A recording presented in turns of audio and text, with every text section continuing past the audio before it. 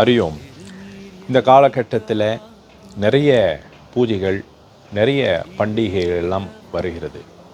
2025 எல்லாருக்கும் நல்ல ஒரு ஆண்டாக இருக்கணும்.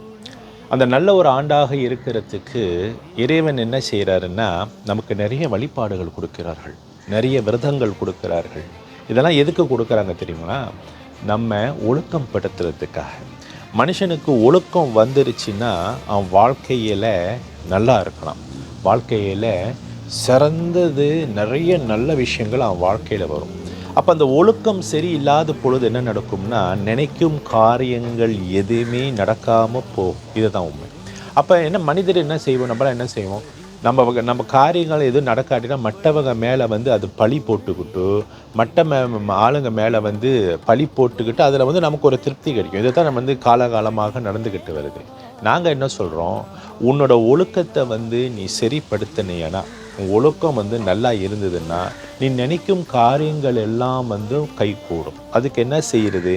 அதனால தான் நம்ம சமயத்தில் இந்த தாய் மாதத்திலே பார்த்தீங்கன்னா நிறைய பண்டிகை எல்லாம் வருகிறது.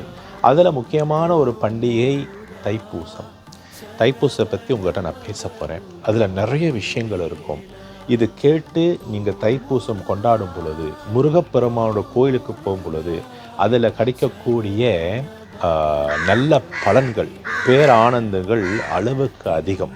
அதனால் தைப்பூசத்தை பற்றி பேசுவோம், நாம் எல்லோரும் ஆழமாக சிந்திப்போம். நீங்கள் எல்லோரும் நல்லா இருப்பீங்க.